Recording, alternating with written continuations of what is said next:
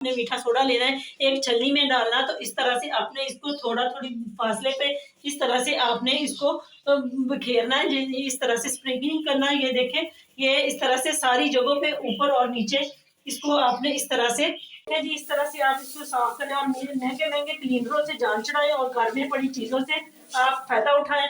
तो आपने इस तरह से इसके ऊपर हल्का हल्का इस तरह से आपने रैप करना है। ये देखें इस तरह से।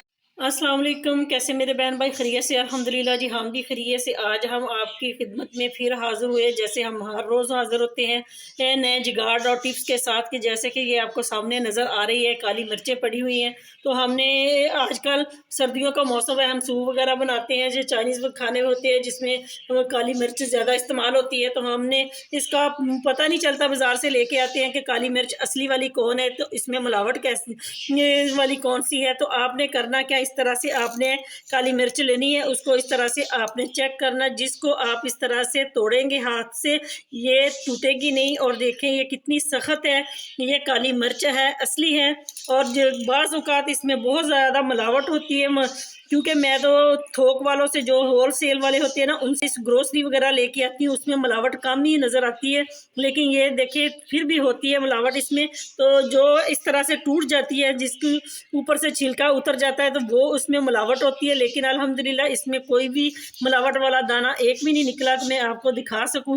तो जो आपके लिए ये है कि इस तरह से आप काली मिर्च को तोड़कर देखें, ये नहीं टूटेगी। तो ये वाली असली है। अगर जो हाथ से इस तरह से वो टूट जाए तो वो समझे कि वो मिलावट शुदा है। तो इस तरह से आप ये देखें निकल ही आई है इसमें से भी। मैंने कहा कि लोग कहते हैं कि जी हम मिलावट नहीं करते, हर बंदे ही मिलावट है। तो ये देखें इसमें से ये टूट गई है, ये वो मिलावट वाली है। क्योंकि मिलावट वो करते हैं, पपीते का बीज डालते हैं। पपीते का बीज जो होता है वो सेहत के लिए अच्छा नहीं होता। पपीता तो होता है मैदे के लिए अच्छा, लेकिन पपीते का बीज खाना जो होता है कच्चा इस तरह से, वो हमारी सेहत के लिए मुज़र है। तो इस चीज़ से एहतियात करें और इसका आप पता लगा सकते हैं किस तरह से कि काली मिर्च असली वाली कौन सी है और मिलावट वाली कौन सी है। तो उम्मीद है कि ये वाली टिप्स आपके लिए बहुत ज़्यादा फ़ायदेमंद होगी और आज के बाद आपको इस तरह से पता चलेगा क्योंकि आप मिलावट किस तरह से काली मिर्च में करते हैं। तो उम्मीद है कि ये वाली टिप्स आपको पसंद आई तो लाइक करें, शेयर करें। नेक्स्ट टिप भी मेरी इसी मिलावट को लेके, जैसे कि आपके सामने दो अलग-अलग बर्तनों में ये मैंने डाला हुआ है बेसन, ये वाला और ये वाला। ये देखें दो दुकानों से, अलग-अलग दुकानों से लिया है। इसमें देखें ये भी कह रहा है कि खालस है, ये वाले भी कहते हैं खालस है। तो हमने किस तरह से इसका पता लगाना है कि आया इसमें खालस कौन सा बेसन है। तो ये देखें आपके सामने मैं एक गिलास में ये वाला डालूंगी, एक गिलास में हम ये वाला डालते हैं एक ही हिसाब से। तो इसको हम देखते हैं, चेक करते हैं किस तरह से हमें पता चलता है कि ये जो मिलावट वाला है वो किस तरह से होता है पानी में घुलने के बाद, और जिसमें मिलावट नहीं है वो किस तरह से हो जाएगा। ये देखें आपके सामने है। तो उम्मीद है कि इससे आपको बहुत ज़्यादा फ़ायदा होने वाला है, क्योंकि गुठलियाँ तो दोनों से बन गई है। ये देखें इसमें आपको तय नज़र आएगी किस तरह से ऊपर ऊपर आ रहा है। और ये वाला जो है ये इस तरह से जो असली है वो नीचे बैठ जाता है। थोड़ी देर के बाद हम आपको चेक कराते हैं। ये देखें ये वाला, ये देखें इसमें साफ मिलावट नज़र आ रही है कि ये मिलावट वाला है। इसके ऊपर ऊपर ये एक छान सा आ गया है जो जैसे वो आटे में होता है। और ये देखें किस तरह से ये पानी बिल्कुल एकदम आटा है। ये इसमें पता ही नहीं चलता कि इसमें बेसन है या नहीं। एकदम से ये वाला इसमें बेसन है वो नीचे बैठ गया और इससे पता चलता है कि ये वाला जो बेसन है वो असली है। और ये देखें पानी में मिक्स किया है तो इसमें साथ ही वो एक जैसा नज़र आ रहा है कि ये बेसन है। और इस तरह से आप अपने पता लगा सकते हैं। ये देखिए ये बिल्कुल नीचे बैठ गया और ये पानी बिल्कुल सफ़ेद हो गया है। ऊपर ऊपर ये जैसे बिल्कुल आटे का पानी होता है। तो ये वाला मिलावट शुदा है और ये जो है ये असली है। उम्मीद है कि ये वाली टिप्स भी आपके लिए बहुत ज़्यादा फ़ायदेमंद होगी। अगर पसंद आई तो लाइक करें, शेयर करें, मेरे चैनल को ज़्यादा से ज़्यादा सब्सक्राइब। इस तरह से आज के बाद आप अपने घर में ही टेस्ट कर सकते हैं आया कि कौन सी चीज़ मिलावट वाली है, कौन सी मिलावट से पाक है। ये देखिए ये बिल्कुल मिलावट से पाक है। नेक्स्ट टिप आपके लिए बड़ी ज़बरदस्त होने वाली, मेरी बहनों के लिए जो नॉन स्टिक इस्तेमाल करती। बाज़ औक़ात वो लोग रले मिले बर्तनों में इस्तेमाल करते हैं, कभी स्टील के ले लिए, कभी वो सिल्वर स्टील के ले लिए। तो बाज़ उनको आदत होती है कि वो बस नॉन स्टिक ही इस्तेमाल करते हैं। तो हम इसको इस्तेमाल कर तो लेते हैं, लेकिन ये बार बार इस्तेमाल करने से इस तरह से कुछ उसका नीचे वाला पेंदा जो इस तरह से हो जाता है। और ये वाला होता है पेंट वाला। पेंट वाले को हमने कुछ नहीं करना।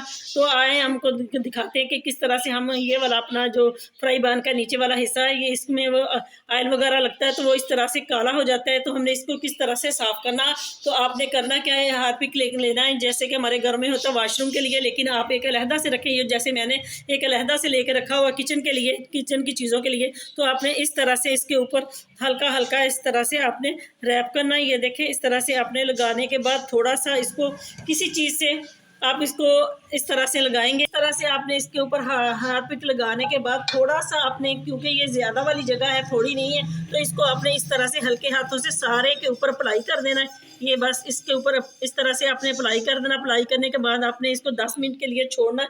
उसके बाद हम आपको दिखाते हैं किस तरह से ये हमारा जो फ्राई पैन है वो साफ़ हो जाएगा। आज के बाद आपकी परेशानी बिल्कुल ख़त्म होने वाली है। जो नॉन स्टिक मेरी बहनें इस्तेमाल करती हैं उनके लिए नहायत ही आसान और घर में ही पड़ी हुई चीज़ों से आप अपने बर्तनों को किस तरह से साफ़ कर सकते हैं। फ्राई पैन को हमने हार्पिक लगाया था, इसको 10 मिनट हो गए। तो आपने करना कि आपने कोई भी मेटल की कूची ले लेनी, नई पुरानी जो भी आपके घर में है। इसमें कोई ज़रूरत नहीं कि आप बिल्कुल नई ले, पुरानी वाली जो काम नहीं करती। तो आपने ये देखिए माशाल्लाह से किस तरह से हमारा फ्राई पैन जो है एक बार ही लगाने से वो इस तरह से साफ़ हो रहा है। तो आपने हल्के हाथों से इसको इस तरह से रैप करना है। ये देखें माशाल्लाह से कितनी जल्दी अच्छा इसका रिज़ल्ट आ गया है।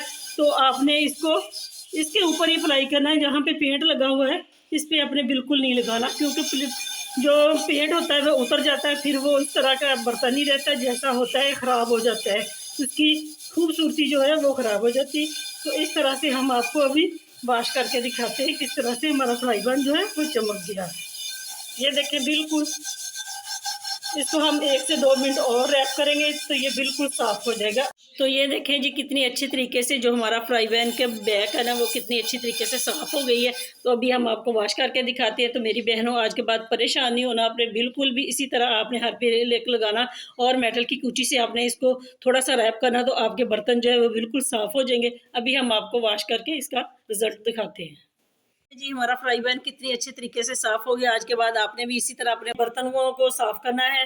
तो उम्मीद है कि ये आपको बहुत पसंद आई होगी, और अगर पसंद आई तो लाइक करें, शेयर करें और मेरे चैनल को ज़्यादा से ज़्यादा सब्सक्राइब करें। प्लीज़ आप लोगों के ये बहुत ज़रूरत है आपके तावन की। तो मेरे जो लोग सब्सक्राइब किए बगैर देखते हैं वीडियो वो भी सब्सक्राइब करें, जो नए हैं मेरे चैनल पे वो भी सब्सक्राइब करें। तो आप लोगों का बहुत शुक्रिया तावन का, और मज़ीद तावन की आपकी ज़रूरत है।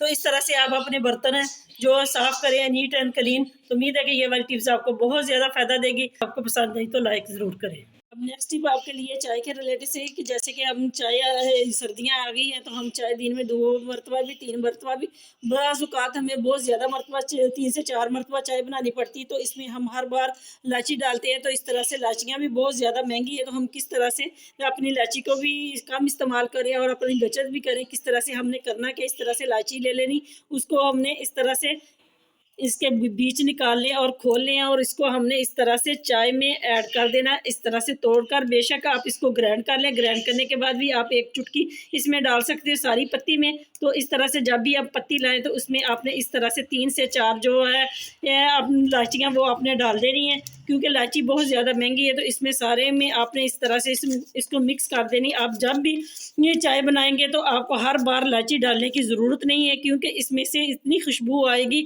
और वो पत्ती के साथ भी मिल जाएगी। तो उम्मीद है कि ये वाली टिप्स आपको बहुत ज़्यादा फ़ायदा देने वाली है। अगर पसंद आई तो लाइक करें, शेयर करें, मेरे चैनल को ज़्यादा से ज़्यादा सब्सक्राइब करें। टिप भी आपके लिए बहुत ज़बरदस्त होने वाली, जैसे कि ये आपको वॉशरूम नज़र आ रहा है, हमारी फ्लैश बहुत गंदी है। ये मैंने तकरीबन 1 हफ्ते के लिए इसी तरह से छोड़ी थी टिप्स बनाने के लिए। तो ये देखें किस तरह से गंदी है। आज के बाद आपने अपनी ये फ्लैश को साफ़ करना है तो बिल्कुल हाथ नहीं लगाना। आप तो आपने करना क्या है, इस तरह से आपने मीठा सोडा लेना है, एक छलनी में डालना। तो इस तरह से आपने इसको थोड़ी फासले पे इस तरह से आपने इसको बिखेरना है, इस तरह से स्प्रिंकलिंग करना है। ये देखें, ये इस तरह से सारी जगहों पे ऊपर और नीचे इसको आपने इस तरह से छिड़क देना है, जिसको कहते हैं, या तो आपके घर में कोई नमकदानी वगैरह है जो